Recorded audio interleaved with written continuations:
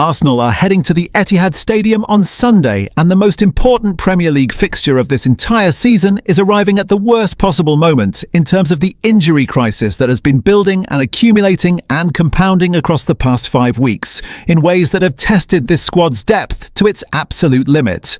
6 players unavailable or in serious doubt. The most significant attacking player in the squad managing an Achilles condition that does not respond well to being rushed. The captain with a recurring knee problem in the same joint that has caused him multiple absences across the same season.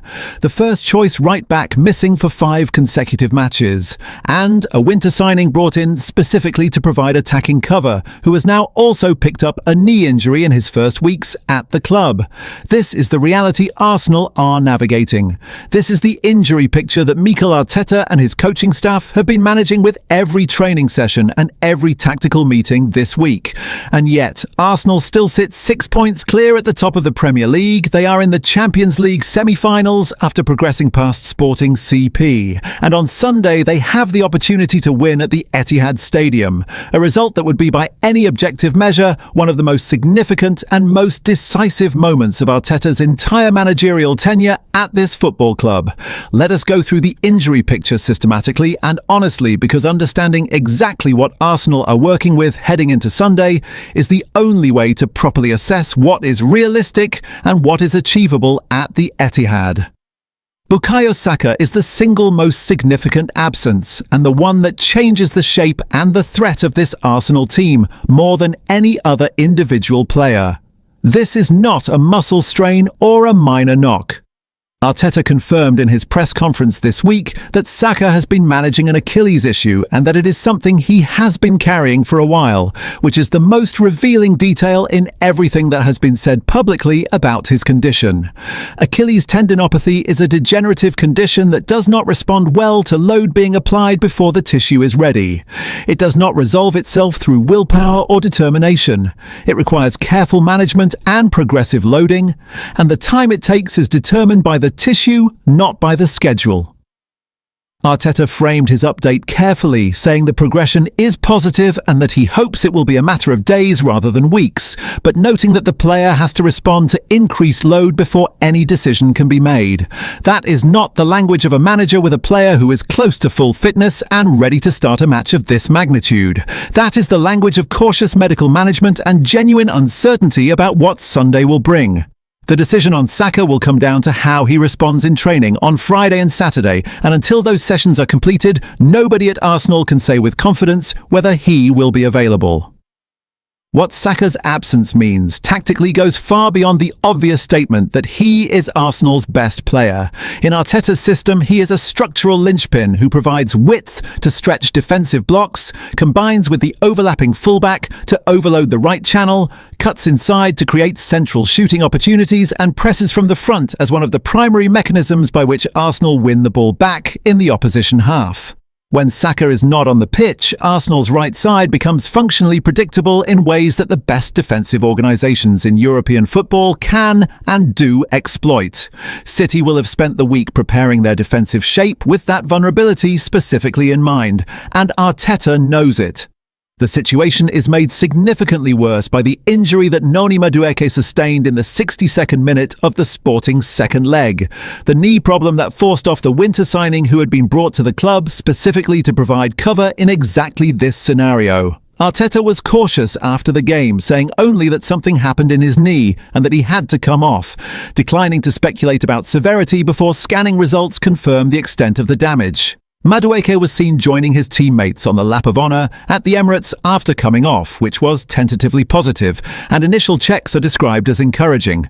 But until the scans are complete, his involvement on Sunday must be considered genuinely uncertain. The timing is analytically significant because Madueke was the primary cover option for Saka.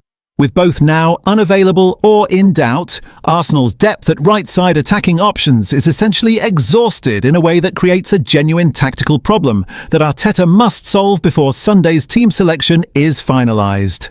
Martin Odegaard's situation has been consistently framed publicly as a niggle, but the details that have emerged this week suggest something more persistent and more concerning than that language implies.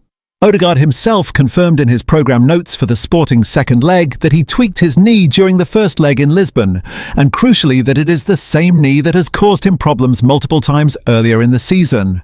Recurring issues in the same joint are always more significant than a first-time injury because they suggest an underlying vulnerability that has not been fully resolved. The fact that Odegaard missed training on Tuesday and did not feature against Sporting adds weight to the concern, and his return for Sunday remains contingent on how his knee responds to training in the days between Wednesday and the weekend.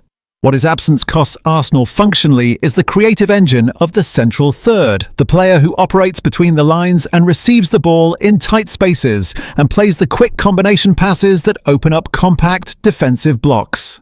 Without Odegaard, Arsenal can control possession, but they become less inventive, less unpredictable, and less capable of the moments of genuine creative quality that unlock organised defences.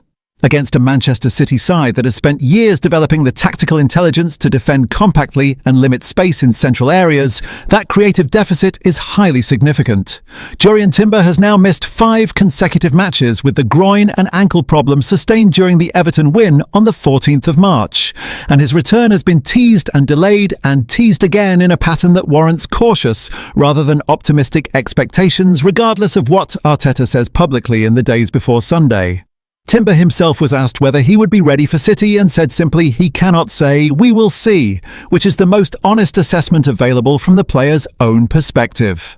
He was seen moving freely around the Emirates after watching the Bournemouth defeat from the stands, which is a positive physical signal, and his return for Sunday is listed as a possibility that the coaching staff are working towards. But the pattern of delays across 5 weeks means the honest assessment is that any Timber involvement on Sunday is a bonus rather than a certainty. His absence leaves Ben White covering at right-back and accumulating significant minutes during a period of the season where load management across the whole squad is a genuine concern, and the combination of that workload and the physical demands of what remains creates a precarious balance that Arteta is navigating with care. Ricardo Calafiori's situation is the least transparent of the group, with Arsenal managing his condition carefully through a combination of injury treatment and deliberate load management that makes it genuinely difficult to predict his availability. He completed 90 minutes in Lisbon and then missed both the Bournemouth game and the Sporting second leg. Sources close to the player suggest he has a chance of returning for Sunday, and a full week's recovery from the knock sustained in the first leg provides reasonable grounds for optimism that he might at least be available from the bench. But the pattern of his season, not playing consecutive Premier League games since early December, means treating any return as uncertain until Arteta confirms it himself. Mikel Merino's recovery is progressing well according to the most recent update, with Arteta describing a player who is out of his boot, doing exercises, and experiencing no pain following his foot surgery in February. Arteta left a door open with characteristic optimism, saying there is a chance to make the recovery period shorter. If anyone can do it, it is Mikel. But the medical reality of returning from foot surgery to Premier League football means Merino is not a realistic factor for the remainder of this season in any meaningful capacity. The planning for the final weeks needs to proceed without him. Having examined each player individually, the picture that emerges for Sunday is one of genuine uncertainty at multiple positions, combined with the possibility of 2 or 3 returns that could transform the squad's capacity to compete at the Etihad. The most optimistic scenario, where both Odegaard and Timber return and Saka is at least available as an impactful substitute, gives Arteta something close to his preferred structural setup and makes Arsenal genuinely competitive in a high-stakes away fixture. A partially fit squad where one of Odegaard or Timber returns, but not both, requires more significant tactical adjustments, but still allows Arteta to set up in ways that can produce a result through defensive compactness combined with directness and set-piece threat.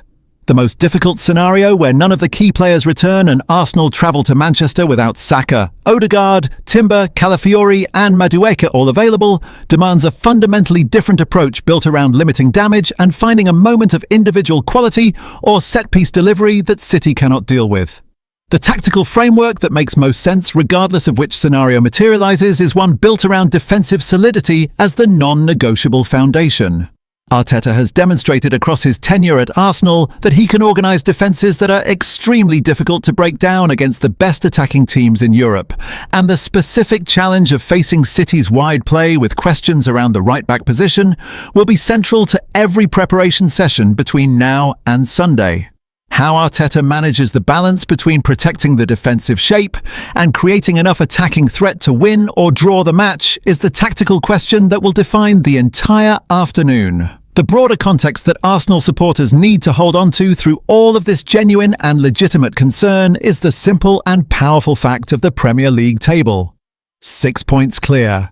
That is not a fragile or accidental advantage. It is the product of 30-plus games of sustained excellence, of consistent results, of a squad that has found ways to win matches when the football has not been at its best, and that has demonstrated repeatedly the character to respond to adversity with exactly the kind of performance the moment demands.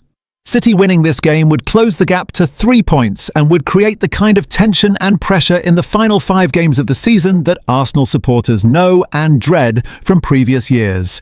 But even that outcome does not put City in control of the title race. Arsenal would still need to avoid winning just 2 of their 5 remaining games for City to overtake them, which is a far less likely outcome than the doomiest corner of social media might suggest right now. The injury crisis is real. The concerns are legitimate. The squad is undeniably operating at a distance from its optimal levels at the worst possible time. But Arsenal are still in the Champions League semi-finals.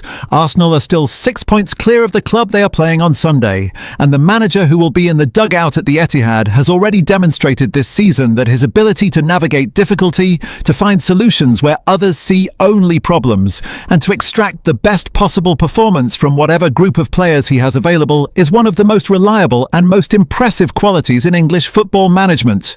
Arsenal are wounded going to Manchester. Wounded but not broken. Depleted but absolutely not defeated. And on Sunday afternoon at the Etihad Stadium, we will find out exactly what this Arsenal squad is made of when the pressure is at its absolute most extreme and the stakes are as high as they have ever been. 6 points clear. Semi-finals, one more season-defining performance.